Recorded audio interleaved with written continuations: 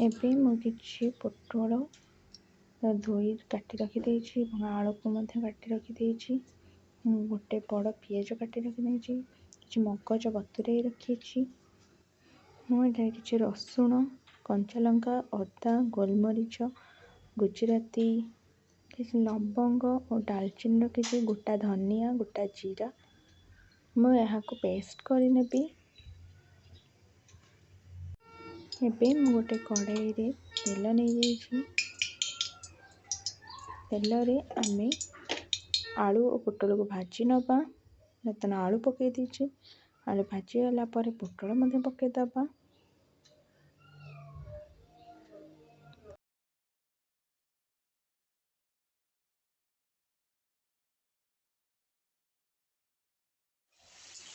ଏବେ ଦେଖନ୍ତୁ ଏଥିରେ ଆମର ଆଳୁ ଭାଜି ହୋଇଯାଇଛି। ଏବେ ଏହା ଗୋଟେ ପାତ୍ରକୁ କାଢ଼ି ନେଇଯିବା।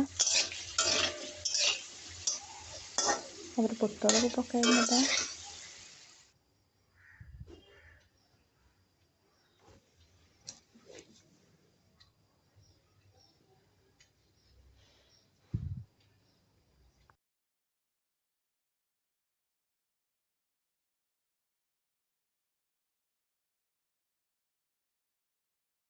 ଏବେ ଦେଖନ୍ତୁ ପୋଟଳଟି ଭଲ ଭାବରେ ଭାଜି ହୋଇଯାଇଛି।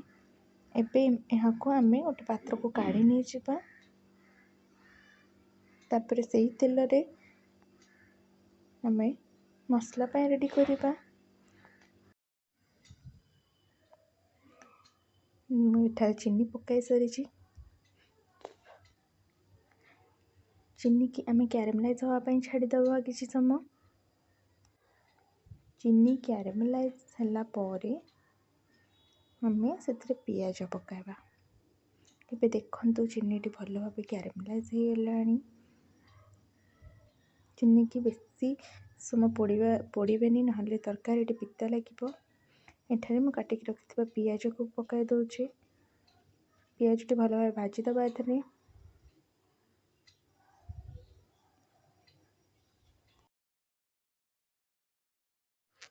ଦେଖନ୍ତୁ ଏବେ ପିଆଜ କଲର୍ ବି ବହୁତ ବ୍ରାଉନ୍ ଆସିଯାଇଛି। ବହୁତ ଭଲସେ ଭାଜି ହେଇଯାଇଛି ପିଆଜ।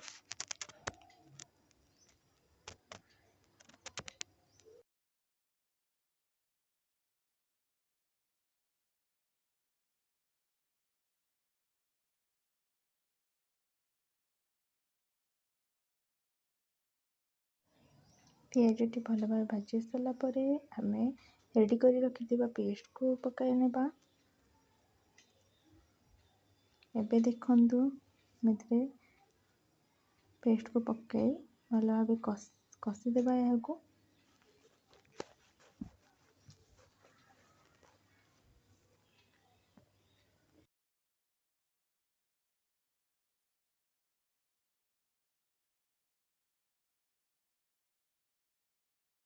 ଏବେ ଦେଖନ୍ତୁ ମସଲାର କଲର୍ଟା ମଧ୍ୟ ଚେଞ୍ଜ ହେଇସାରିଛି।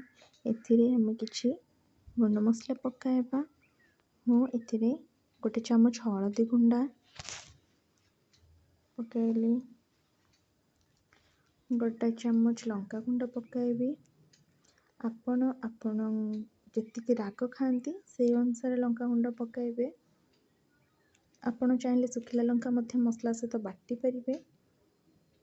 ଯେହେତୁ ମୁଁ ଏଥିରେ କଞ୍ଚା ଲଙ୍କା ବାଟିଛି, ତେଣୁକରି ମୁଁ ଗୋଟେ ଚାମଚ ଲଙ୍କା ଗୁଣ୍ଡ ପକାଇଲି। ଏହାକୁ ଭଲ ଭାବେ କଷି ନେବା।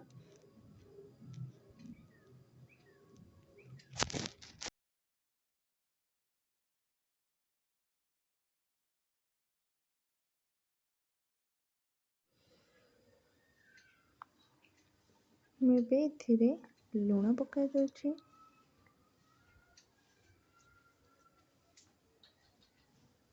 ଆପଣ ସ୍ୱାଦ ଅନୁସାରେ ଲୁଣ ପକାଇବେ।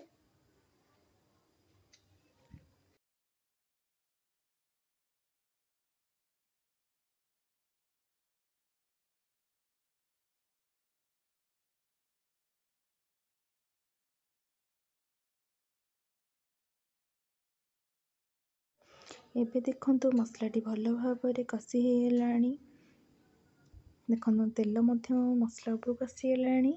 ତ ଏଥିରେ ଆମେ ଭାଜିକି ରଖିଥିବା ପୋଟଳ ଓ ଆଳୁକୁ ମଧ୍ୟ ପକାଇଦେବା। ଏଥିରେ ପକାଇ ଭଲ ଭାବରେ କଷି ନେବା।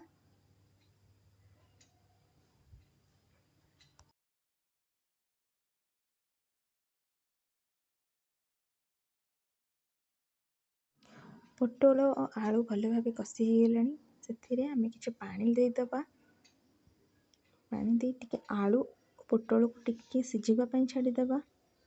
ମୁଁ କଷେଇଆରେ ଯାହା ଭାଜିଥିଲେ ସିଝିଥିଲା, ପୁଣି କଷେଇଥିଲେ ଅଳ୍ପ ପାଣି ଦେଇଦେବା।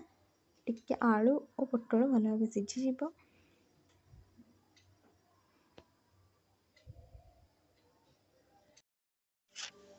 ଏଥିରେ ପୋଟଳ ଆଳୁ ସିଝିଗଲାଣି। ଆମେ ବାଟିକି ରଖିଥିବା ମଗଜକୁ ମଧ୍ୟ ଏଥିରେ ପକାଇଦେବା।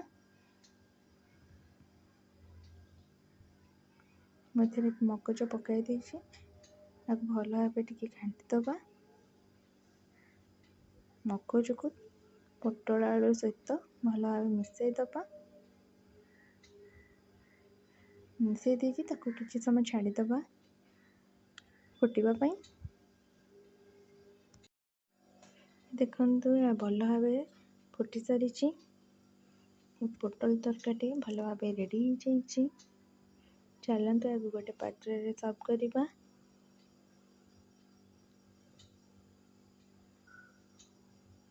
ତରକାରୀଟି ମୋର ରେଡ଼ି ହେଇଯାଇଛି। ପୋଟଳ ଆଳୁ ରସା ବହୁତ ବଢ଼ିଆ ବି ଦେଖାଯାଉଛି। ଏବେ ଦେଖନ୍ତୁ ମୁଁ ଏହାକୁ ଗୋଟେ ପାତ୍ରରେ ମଧ୍ୟ ସର୍ଭ କରିଦେଇଛି। ଧନିଆ ପତ୍ର ମଧ୍ୟ ପକାଇ ନେଇଛି। ତରକାରୀଟି ବି ମୋର ରେଡ଼ି।